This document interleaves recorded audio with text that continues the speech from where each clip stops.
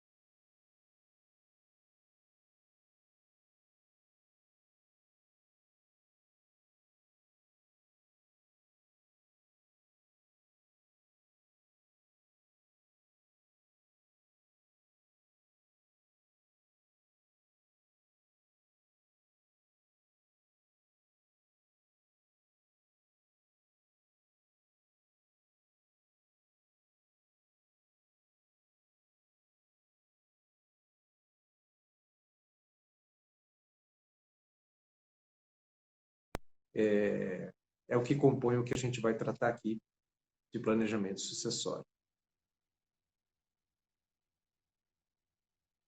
Vamos aguardar aqui a Raquel entrar. Oi, Andrei, bom dia. Oi, Acho que bom estava dando uma dia, travadinha tudo aqui. bem? Sim, é normal. Tudo bem contigo? Tudo bem. Tá Então, hoje bom. Bom vamos dia, falar dos... Rodrigo. Bom dia, Rodrigo. Estou dando um bom dia para o pessoal que está entrando aí. Vamos lá, Raquel. O que nós vamos trazer hoje? Eu estava falando aqui com o pessoal que hoje a gente vai falar sobre planejamento sucessório. Gente, assim, ó, tá travando bastante aqui. Eu não tô conseguindo ouvir o Andrei. Acho que agora deu. Ah, aqui está ventando muito e a gente está escutando o barulho do vento. Mas tá ótimo, o dia está lindo, céu azul, bastante vento, mas está muito bonito o dia. A gente poderia começar falando o seguinte, Raquel, que planejamento sucessório, ele começa com um plano, é isso que eu estava falando para o pessoal. Começa com um plano. E eu acho que o mais importante para estabelecer um planejamento sucessório é desenhar o primeiro plano do negócio, o plano da empresa. E deixar claro que a empresa ela tem que ter um plano dela e a pessoa do gestor, do fundador, do empreendedor, tem que ser um outro plano. Você tem que ter um plano do seu, né, como gestor, como dono da empresa, e um plano do seu negócio. Talvez aí o principal desafio do empreendedor é dissociar a vida dele, a vida do empreendedor, com a vida do negócio dele. Que são coisas diferentes. Está me ouvindo, Raquel? Está travando? Tá travando bastante. Eu vou ver se é só para mim aqui. Eu vou pedir para o Levi dar uma olhada, mas enfim. Aham. Hoje nós vamos falar então sobre alguns pilares que precisam ser construídos dentro da empresa para que ocorra efetivamente um bom plano sucessório aí, porque não adianta planejar se a gente não tiver uma estrutura para passar adiante, né? E, Exatamente. e a sucessão seria não só causa mortes, como a gente fala, né? Mas também a transmissão da empresa em qualquer situação, né? Então, a empresa ela precisa primeiro, antes de mais nada, se estruturar em relação à sua administração, toda a sua cultura organizacional, para depois conseguir ser transmitida, né? Exatamente. Exatamente. A gente poderia começar com o primeiro tópico, que seria, aliás, aquilo que a gente já falou, algumas oportunidades, que Entra é... na live e vê se tá travando como tá travando para mim. Está travando ainda, Raquel? Porque para mim está normal, estou te ouvindo normal. Vamos indo. O É, Levi vai dar uma olhada aqui. tá ok. Então, eu estava dizendo o seguinte, Raquel, que a gente poderia começar como primeiro tópico, né, um tema que a gente já teve a oportunidade de abordar em outras ocasiões, que é imprimir, já desde o início, uma gestão profissional. E aqui cabe uma observação, né, porque quando a gente fala em gestão profissional, normalmente o empreendedor ele já associa com custo, que ele vai ter que contratar alguém, ele vai ter que, enfim, mas não necessariamente. Ele pode ser atuação solo, ele pode ser tudo dentro da empresa, e mesmo assim ele ter uma atuação profissional. O primeiro passo para se ter uma atuação profissional é você ter a nítida, uma questão de mindset, é uma questão de entender que o seu negócio ele tem uma vida própria, ele tem a sua identidade própria, que é diferente da pessoa do sócio. No primeiro momento, é evidente que o negócio ele tem a cara do dono, ele tem a cara, ele tem a energia do dono. Mas é importante que o dono tenha consciência de que o negócio ele é uma entidade viva e vai crescendo, ele vai se adaptando à nova realidade dele, e ele também ele vai, aos poucos, ele deve se dissociar da pessoa do dono. É lógico que a empresa ela sempre vai carregar aquele idealismo do dono, sabe? Aquela visão do dono, mas é importante que se tratem de duas personalidades distintas. Então, talvez esse seja o primeiro ponto que a gente tem que frisar. Isso, que Isso foi gera... toda a nossa conversa da semana passada, né? Quem assistiu a live, quem não assistiu, tá gravada no IGTV Aham. da Forcer, que a gente fala em detalhes sobre essa profissionalização. E por mais que até pareça um pouco repetitivo, né? Mas é porque os problemas são bem repetitivos em relação a isso, né? Essa necessidade de separar a pessoa, o empreendedor do empreendimento, né?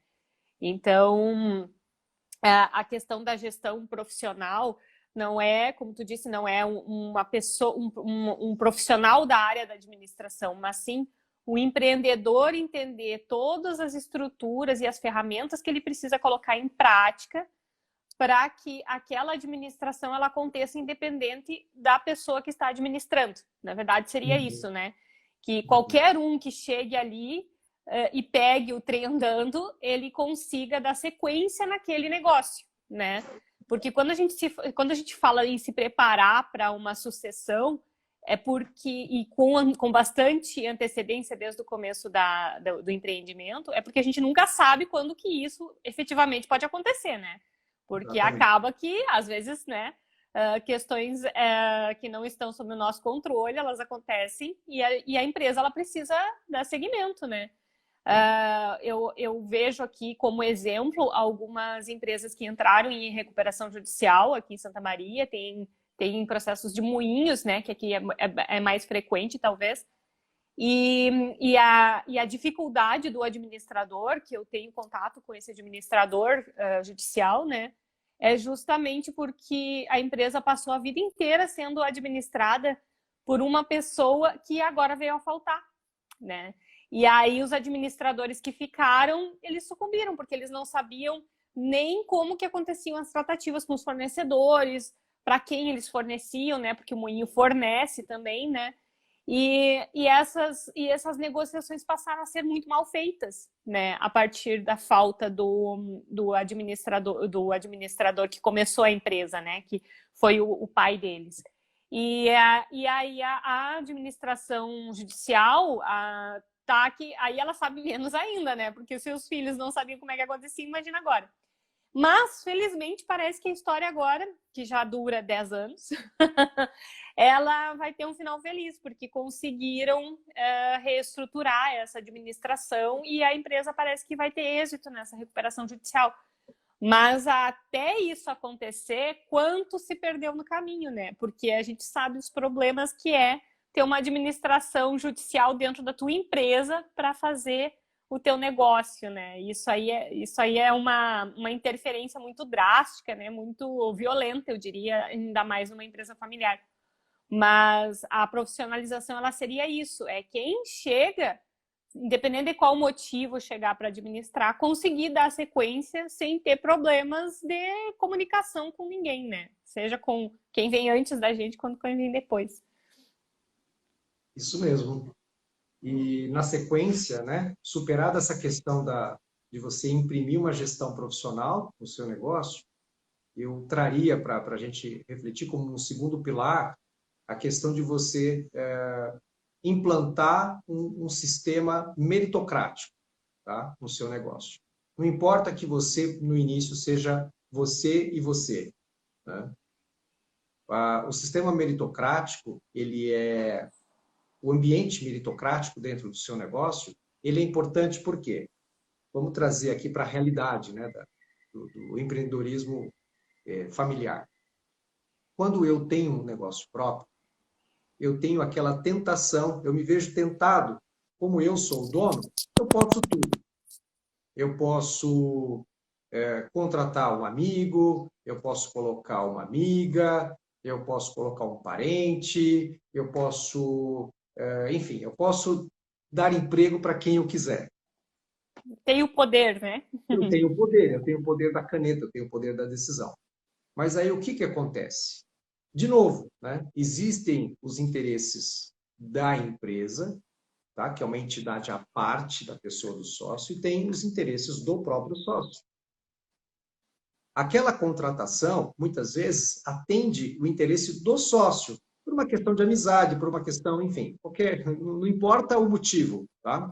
Mas se aquela contratação ela não vem amparada, né, em critérios técnicos, em critérios de necessidades reais do seu negócio, quer dizer, já começa a minar a estrutura do seu negócio.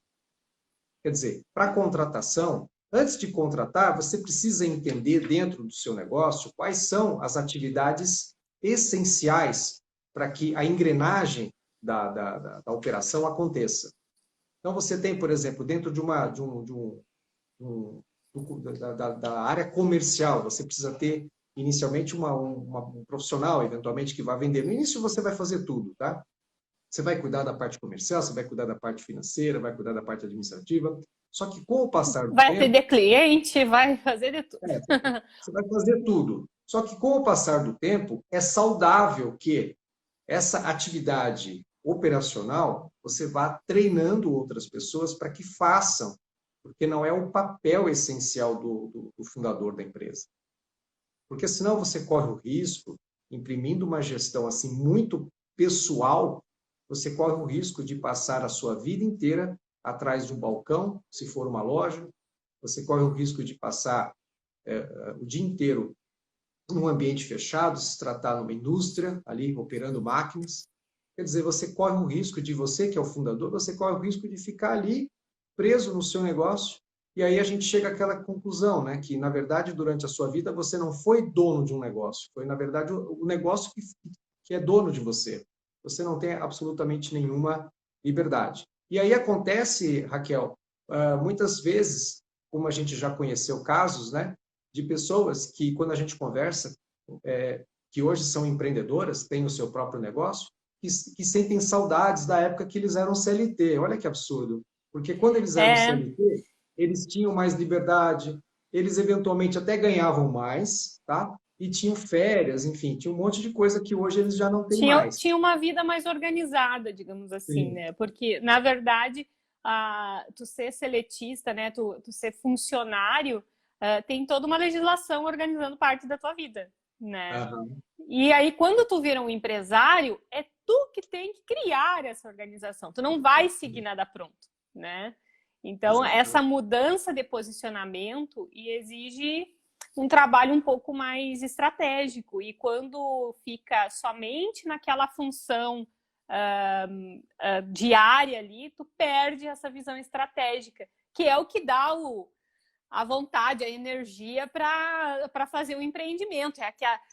Quando começa uma empresa, tu tem aquele sonho, tu imagina como que vai ser, tudo que vai ter, como que tu vai prestar o serviço, o que tu vai resolver para o teu cliente, porque tu tá vendo que aquele problema tá acontecendo e tu tem a solução e tal. E aí, se tu te prende a essas questões administrativas, burocráticas e repetitivas, eu diria até, tu perde essa visão, tu perde o posicionamento para ter essa visão, né? E aí, quem absorve todas essas cargas de trabalho e nunca descentraliza isso, acaba perdendo a visão do empreendedor. E daí o negócio perde o coração, eu diria, né? Porque daí perde a chance de crescimento, né? Exatamente. Quando você tem muito clara essa visão de que as funções, primeiro quando você detecta quais são as funções essenciais do seu negócio, o que vem a seguir? A necessidade de você, com a sua experiência, você vai colocando, você vai acrescentando dentro do seu plano. Nós já estamos falando de planejamento acessório, tá? Você já vai acrescentando no seu plano quais são as atribuições, quais são as exigências que cada cargo ali dentro do seu negócio, cada função exige. Então, vamos supor, vamos exemplificar. Você tem ali uma função, vamos pegar uma função assim bem básica, tá? Dentro de uma estrutura organizacional. Você tem, por exemplo, a pessoa de um secretário, ou uma secretária, um ajudante, enfim. Então, você percebe dentro do seu negócio que aquela função ela é essencial, tá? Um ajudante. Mas é importante que você coloque dentro desse plano, tá? Quais são as exigências, as atribuições, o que ele é responsável, o que ele deve fazer. Quando ele chega na empresa, o que ele tem que fazer? Porque se você não coloca isso, não é ele que vai saber o que ele vai fazer. Se você não põe para ele uma diretriz, ele vai criar a sua própria diretriz. Então, é muito comum hoje você ver, por exemplo, o funcionário chega na empresa, a primeira coisa que ele faz, ele liga o computador, ele fica navegando nas redes sociais, ele fica, sabe, no WhatsApp, ele fica no Instagram, ele fica no Face. Por que que isso acontece? Às vezes é por negligência do próprio funcionário, mas às vezes é porque você, como empreendedor, você não passou para ele, sabe, as metas diárias, o que ele precisa realmente fazer, e aquilo fica solto. Ou Se até a aquela pessoa... importância dele dentro da empresa, né? Sim, Porque eu acho que uma das grandes vantagens, assim, de tu fazer um mapeamento de cargo, funções, salários e determinar o que cada um faz e apresentar isso de uma maneira estruturada, como a gente faz, por exemplo, com os regulamentos internos que a gente já fez, né? E apresentar isso para os funcionários. Eu vou apresentar um semana que vem.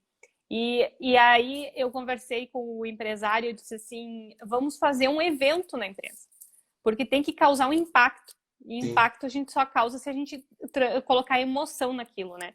Então a gente vai fazer a apresentação, porque daí todos vão ver qual é a importância de cada um, né? De cada pessoa dentro da empresa, a sua e a dos outros, né?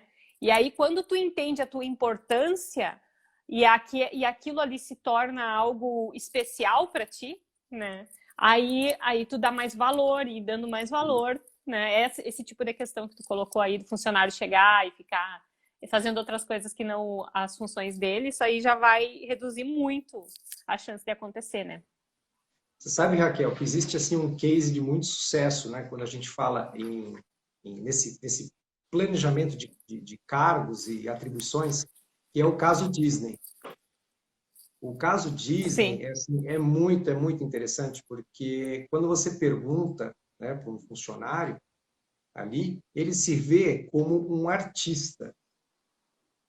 Quando quando o parque abre, né, falando especificamente dos parques, né, o funcionário, desde as funções de limpeza, de organização, tudo, absolutamente tudo, eles se veem como artistas.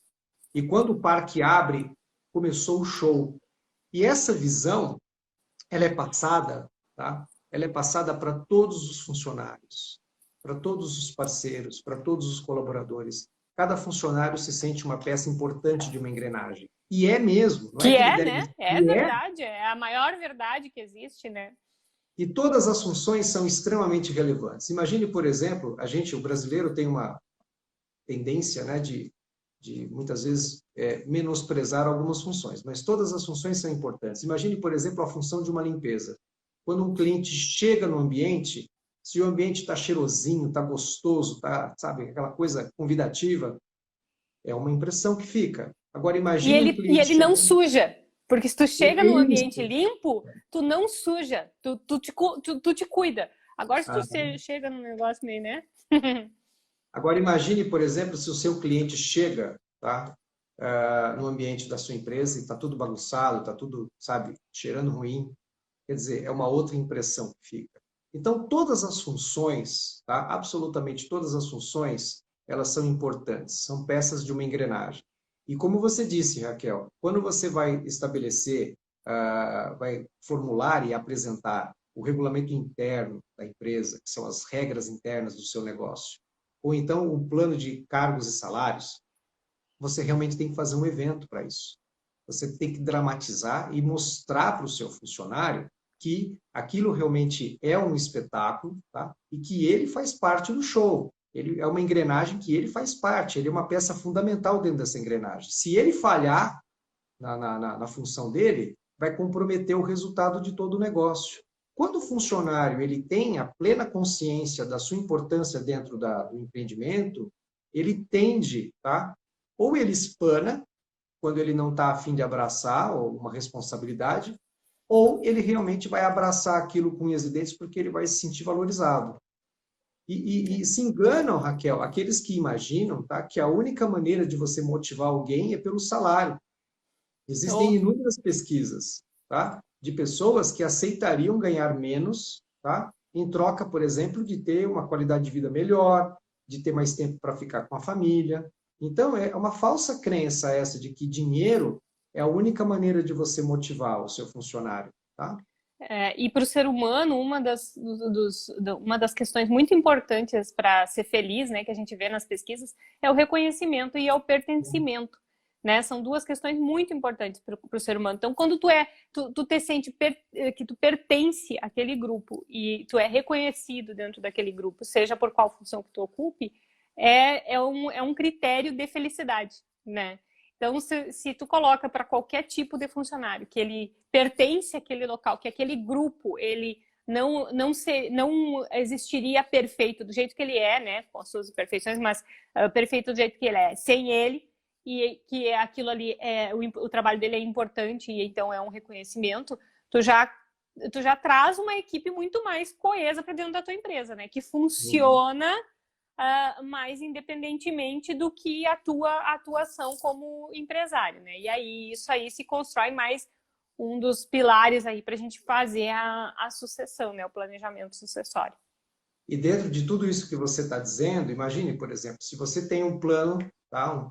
Primeiro um regulamento interno, e na sequência um plano de cargos e salários, né? Dentro da sua empresa, não tem espaço, por exemplo, para você contratar alguém meramente porque uma pessoa é sua amiga ou você está fazendo um favor para alguém. Sabe aquela coisa? Isso é muito típico da empresa familiar. Ô, Raquel, como você tem aí o seu negócio, você pode empregar fulano porque ele está tanto tempo desempregado, aí dá uma força para ele.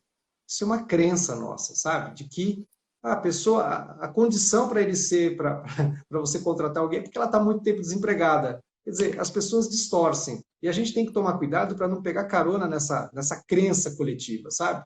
Dá uma oportunidade para ele, tá, mas quais são os Eu até posso predicativos dar uma dessa pessoa? oportunidade, mas aí vai ter que ser num cargo compatível com os conhecimentos dele E com a e vamos necessidade do fazer seu um período negócio, de experiência também para ver se isso vai dar certo, né?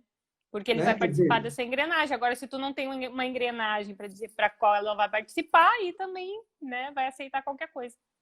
exatamente. E quando você aceita qualquer coisa, você é aquela coisa, né, Raquel? Se você não sabe para onde vai, qualquer caminho serve. E Se aí, todos os teus funcionários não estão bem capacitados para estar ali, na hora que tu faltar, a empresa não existe mais, né?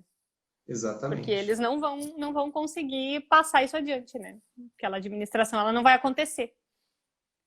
Exatamente. Bom, falamos do primeiro, então, o primeiro item, que é a profissionalização, né? Imprimir já desde o primeiro dia do seu negócio uma administração mais profissional. Falamos da implantação, da criação e implantação de um ambiente meritocrático, né? E através de você já, desde o início, você já escrever um plano para o seu negócio, desde o início você já fazer um mapeamento de cargos e funções e salários, até para justificar, né, Raquel? Então, é outra coisa também, aproveitando, né, esse item ainda para a gente fazer a seguinte reflexão, que é algo que acontece com muita frequência no ambiente das empresas familiares. É muito comum, você já deve ter visto aí também, você pega, por exemplo, dois funcionários, tá, que exercem exatamente a mesma função, e elas recebem salários diferentes. E aí, quando você tem dois funcionários que exercem a mesma função com salários diferentes, qual que é a impressão que você passa para os funcionários? Por que que esse Falta de funcionário, por que que esse funcionário recebe mais, por que que esse cara recebe mais do que eu? E aí começa aquela, sabe, aquela intriga, aquele descontentamento generalizado, o que a gente chama dentro da empresa, conforme a empresa vai crescendo, que é a rádio peão. Sim. Ouviu falar da rádio peão? Rádio peão é aquela coisa, aquele, sabe, aqueles boatos que vão surgindo dentro da empresa que são terríveis. Então, se é uma mulher, fala aí, E aí deu de tudo, né? ela ganha mais porque está tendo caso com o chefe.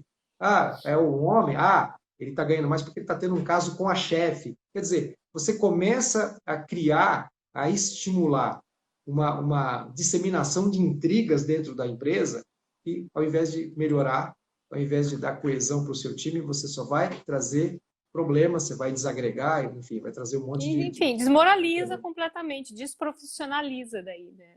Aí Quando você a coisa. tem exatamente. Agora, no entanto, quando você tem, por exemplo, um plano bem definido, tá? Porque você pode ter duas funções, tá? Que são semelhantes, tá? Mas com salários diferentes. Mas aí você vai especificar no plano que aquele que tem um salário maior, ele tem uma responsabilidade a mais. Ele tem uma habilidade a mais, ele responde, a responsabilidade dele vai além da outra. Você tem que ter algo que justifique, mas não é algo que justifique no papel, algo que justifique de fato aquele funcionário ganhar mais. E é É, importante também, né, Raquel, você dá uma qualificação, por exemplo, se é, vamos pegar aqui o atendente, né? Então você tem o atendente 1, que é que tem que obedecer essas especificações aqui, essas exigências, e o atendente 2, que tem um nível superior, que tem, tem que ter uma qualificação um pouco acima e mais responsabilidades, que justifique ele ganhar mais. exatamente. Porque o exemplo que eu tenho aqui, que eu já acompanhei e que acabou que a empresa resolveu se manter na ideia que ela tinha antes, né? Enfim. Mas era a contratação de parente, né, para um cargo superior ao do funcionário, ganhando mais. Mas quem realmente botava a mão na massa e fazia todo o trabalho era esse funcionário, né, que ganhava menos. Então, isso, assim, uma desmotivação, e aí começou que gerou uma rotatividade de contratações muito grande, né? Até porque o novo que chega na empresa e vai ocupar aquele cargo, já vem um monte, como tu disse, a Rádio Peão, já vem todo mundo para a volta contar o que aconteceu antes, né? E ele já começa a trabalhar fazendo aquela desmoralização em relação ao trabalho. Então, isso vai gerando um ciclo vicioso dentro da empresa, né? Que aí mesmo as pessoas novas, mesmo que tu troque todo o teu quadro de funcionários, enquanto não vier de cima, né, essa reestruturação, essa nova visão, ela vai perpetuar essa descrença por aquele trabalho, a desmotivação completa, né? Então, isso eu acompanhei de perto aqui, mas infelizmente esse caso não foi um caso de sucesso, né? A gente só observou, aprendeu com os erros e passou para outros clientes. E aí não aconteceu em outros lugares, né? Mas lá, infelizmente, foi imposto. E, sabe, parece que ainda falta, para mim, ainda falta uma pecinha do quebra-cabeça dentro disso para entender por que que não foi, né, consertada essa situação. E a empresa, ela não deslancha, ela está estagnada, né? Agora com a Uhum. pandemia, nem sei como é que tá. E é curioso porque, além da desmotivação e de você criar um ambiente que não é meritocrático, né, que é exatamente o inverso do que a gente está propondo aqui, você ainda tem o risco de ter um problema trabalhista. Porque quando você tem Sim, pessoas, né, exercendo aparentemente a mesma função, você não tem um plano definido para dizer que uma coisa é uma coisa, outra coisa é outra coisa. Quer dizer, aos olhos de quem enxerga ali, é tudo uma coisa só. Quer dizer, quem tem que demonstrar a diferença é a empresa. Se a empresa não demonstra, esse funcionário que está se sentindo lesado, ele pode levar o caso dele ao judiciário trabalhista e pleitear uma equiparação salarial. Quer dizer, aquela pessoa, ele exerce a mesma função que eu e muitas vezes eu faço mais do que ele e ganho menos do que ele. E aí tem o pleito de equiparação salarial que pode gerar um prejuízo aí para o empreendedor.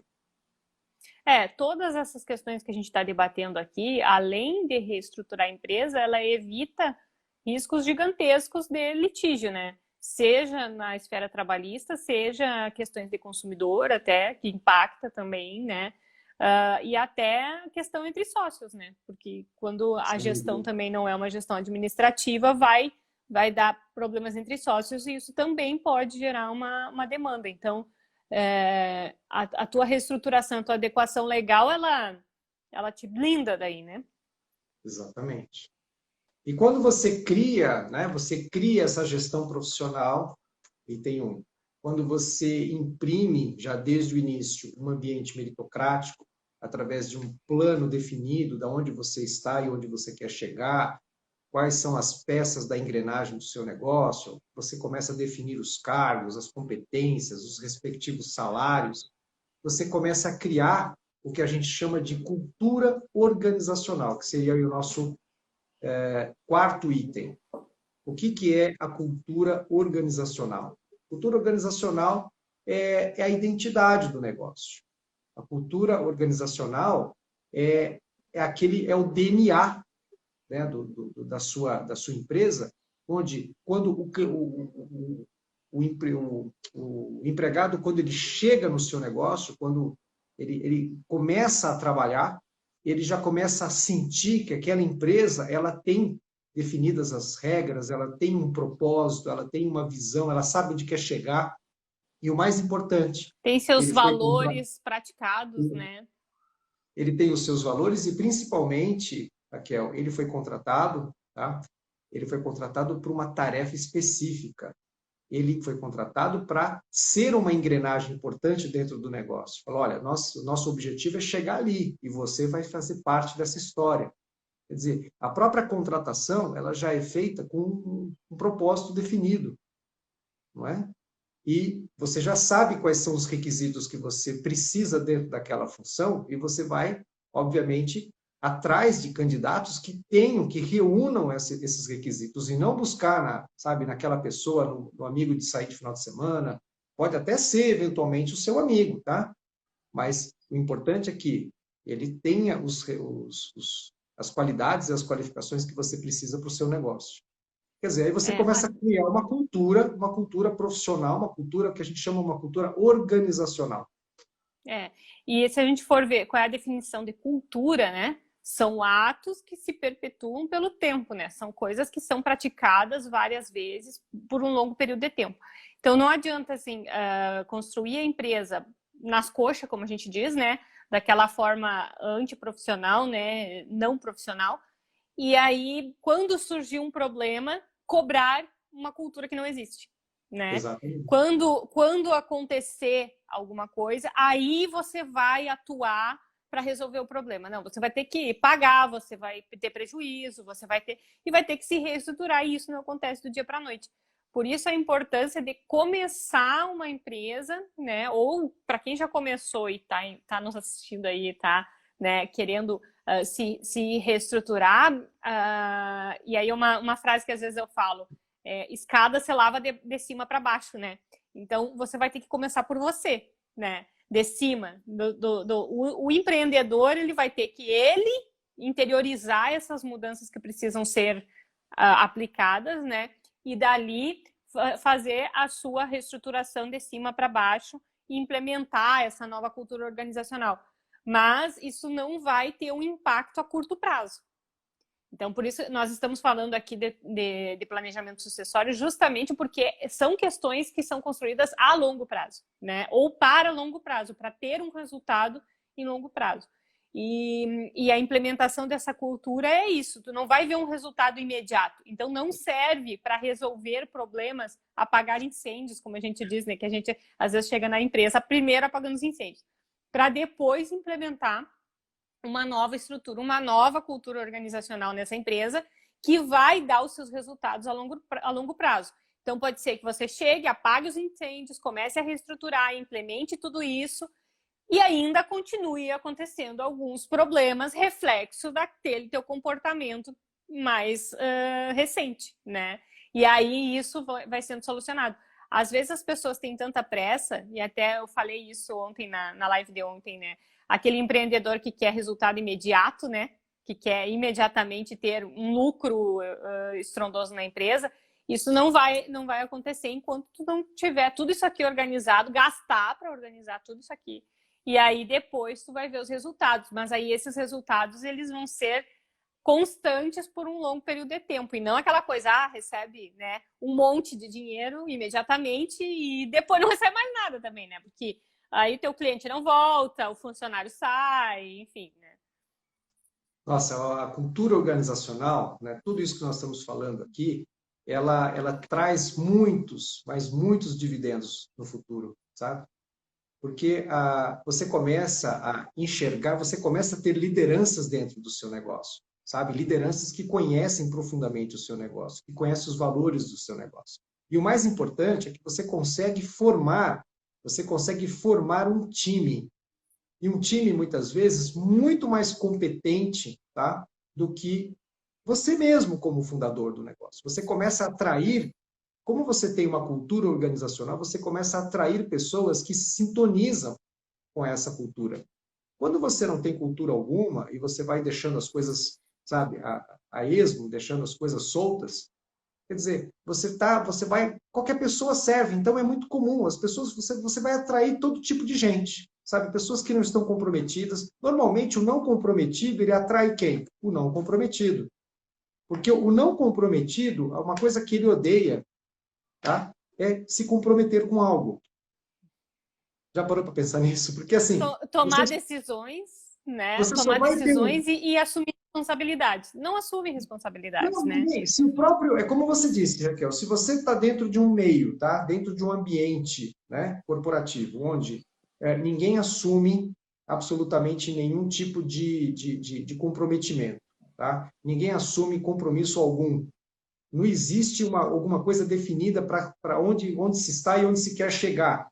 Que tipo de profissional que você vai manter dentro do seu negócio? São profissionais que também estão perdidos. E aí, perdido com perdido, dá perdido ao quadrado. E esse é Ou o se grande você problema. conseguir, mesmo na bagunça, trazer alguém competente, essa pessoa não fica. Não fica, exatamente. Exatamente. Porque ele vai se sentir muito deslocado dentro de um ambiente. Um cara muito comprometido dentro de um Não vai descompromisso, ver resultado do trabalho, não ele vai vai ter embora. reconhecimento. Exatamente. E aí que entra aquela questão da meritocracia que a gente falou, né? Porque esse funcionário, tá? Que busca empreender a sua própria carreira, ele busca o quê? Ele busca ser reconhecido. E você só tem reconhecimento quando você tem essa gestão profissional com meritocracia. Quer dizer, aquilo que a meritocracia ela é premiada. Como é que você premia a meritocracia? Quando você tem um plano bem definido de cargos e carreiras, onde o seu funcionário ele sabe que se ele adquirir novas habilidades, ele vai ser promovido e vai ganhar mais, e vai ter, enfim, ele vai poder crescer dentro do seu negócio. Sem isso, não vai haver crescimento.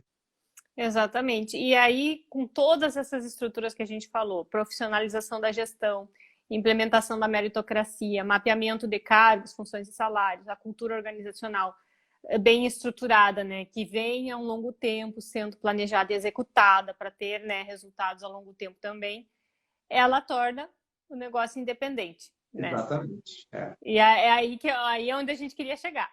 Exatamente. O que é o negócio independente? O que é um negócio independente, Raquel? É aquele que consegue ser administrado independente do dono, né? Se Exatamente. hoje você tem uma empresa familiar e você vem a faltar, as pessoas já estão preparadas para assumir aquela administração.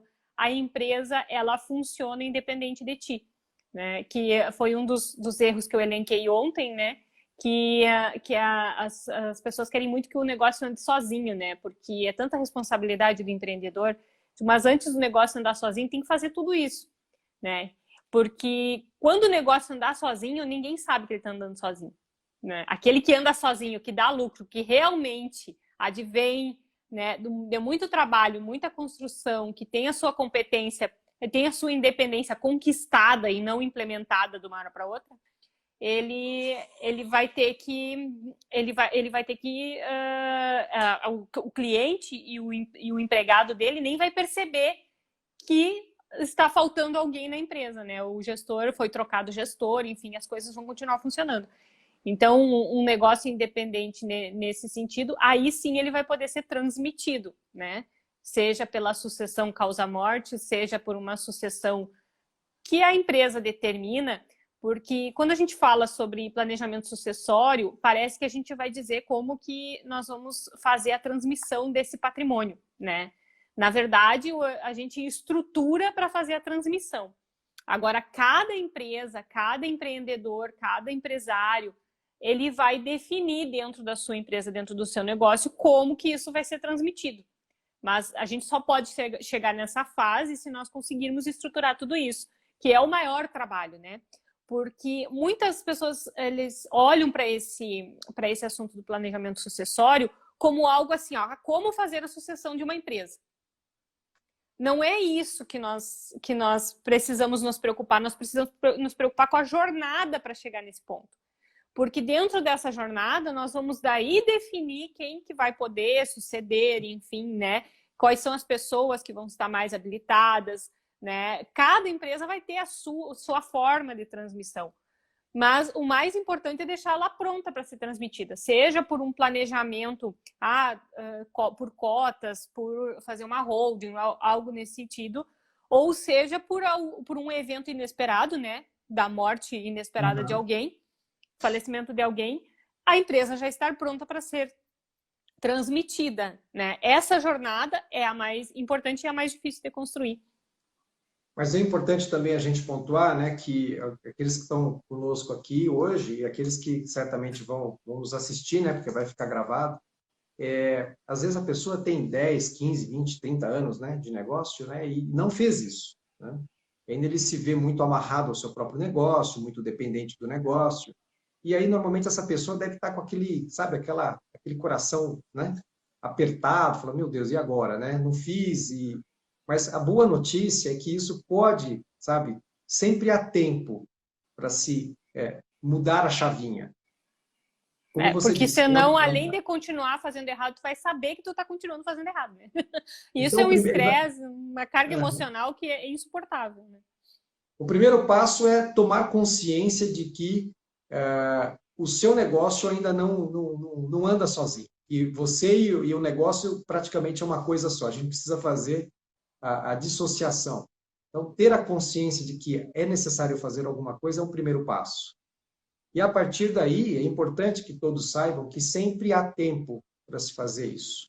Como você disse, Raquel, é uma jornada que exige assim bastante comprometimento, né, do empreendedor, mas é possível. Existem hoje inúmeros passos para se fazer isso. Então, nós citamos aqui alguns e existem ferramentas muito interessantes para que você possa, dentro de um período, né, de tempo, você começa já a profissionalizar a sua gestão e tornar o seu negócio pronto para qualquer eventualidade, até para vender. Ou até, a gente fala muito em venda, né, em morte, mas o que é uma sucessão? É você ter aquela liberdade, né, como empreendedor, de você, por exemplo, ir menos à empresa, de você ter mais tempo com a sua família, de você poder viajar mais. Quantos empreendedores que, sabe, que a gente conversa, caramba, eles falam para mim, caramba, sei lá, faz 5, 10, 15, 20 anos, eu nunca consegui tirar férias, porque eu não posso tirar férias, né? Então, é importante, ó, tem uma pergunta aqui, né? Tem um processo que possa ser aplicado no início? Sim, tem sim. Tá? A Olaflor, só para te falar, a Olaflor é uma loja de roupas femininas aqui em Santa Maria. E ela está começando agora. Né? Ótimo! Inaugurou faz 1 ou 2 meses, mais ou menos. Né? Que ótimo! E ele tem um gestor masculino. Né? É um homem que administra a empresa, né? O William. E eles estão começando agora. E eu acho que o processo mais importante, assim, acho que o primeiro passo é separar a administração da empresa da contabilidade profissional, da contabilidade pessoal, né?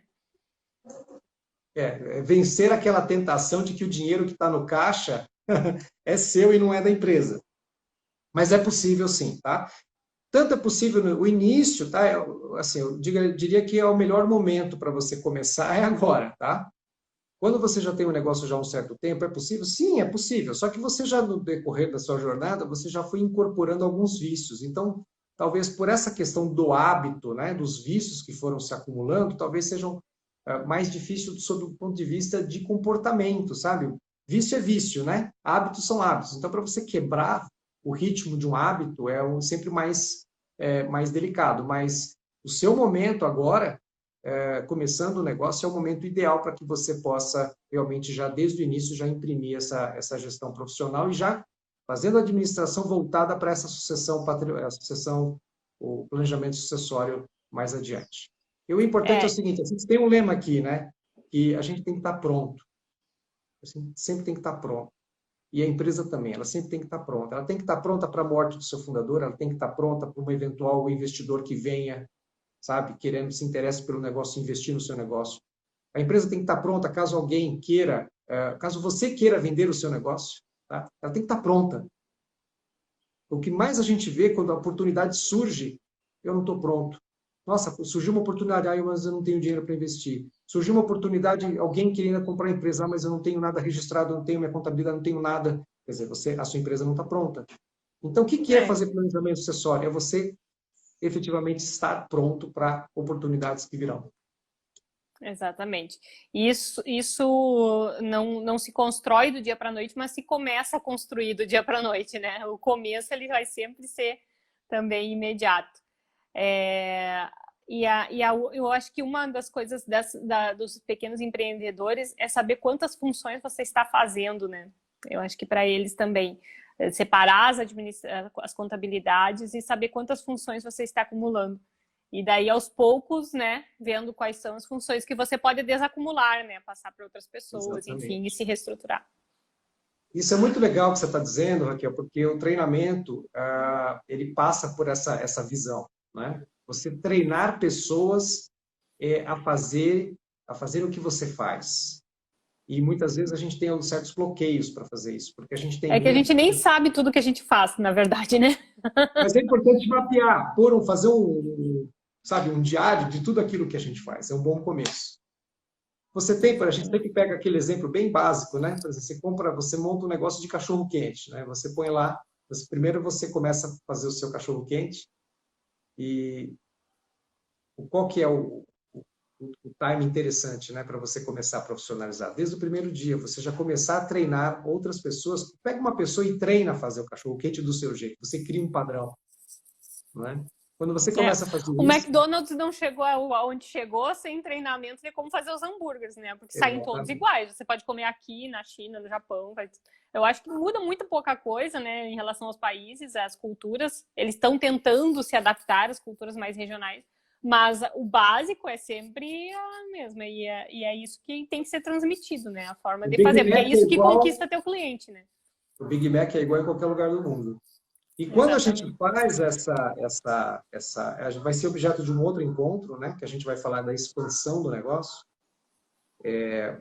O que é expandir, né? É você criar réplicas perfeitas. Você conhecer o seu negócio de forma tão plena que você consegue replicar e, o mais importante, você consegue colocar outros gestores para replicar aquele seu negócio. E aí você começa a expandir e você começa... Você quase se multiplica, né? O próprio gestor quase se multiplica. Exatamente. Aí entra a parte mais prazerosa, tá, do empreendedorismo, que é a geração de riqueza. Mas isso vai ficar para um outro momento, né, Raquel? Senão nós vamos ficar aqui até não sei que hora. Maravilha. Então, recapitulando, né, nós falamos aqui, para aqueles que entraram um pouco depois, a gente falou aqui sobre planejamento sucessório, né? Quais são os pilares de um bom planejamento sucessório? A gente elencou 5 grandes pilares. O primeiro pilar é a gente imprimir uma gestão profissional, que começa, como você disse aí, tendo uma gestão financeira, né, independente. A empresa tem a sua contabilidade, e o sócio tem a dela, tem as dele. Implantar um ambiente meritocrático, criar um plano de carreira e salários. mapear quais são as funções, você estabelecer quais são os requisitos, as exigências, as qualificações de cada função.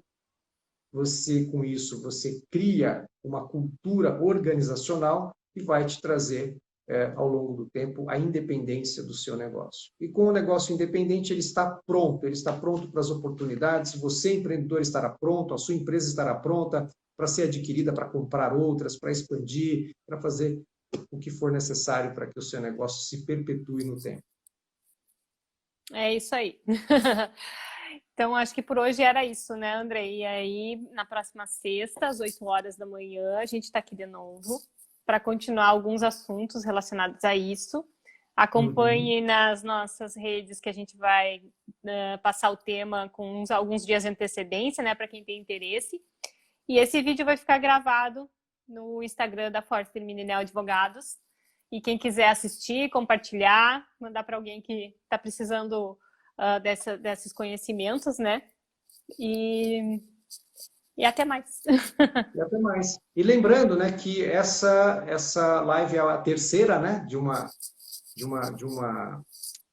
jornada que a gente está se propondo a falar sobre empresas familiares. Está tudo lá gravadinho. E aqueles que querem acompanhar, que não tiveram oportunidade de assistir, vão lá, tem como assistir desde a primeira live até essa que é a terceira. E a gente vai seguindo aí conforme a necessidade manda.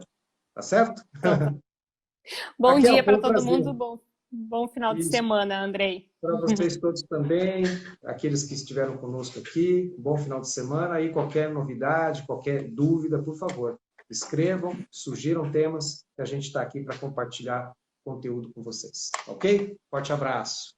Tchau, tchau.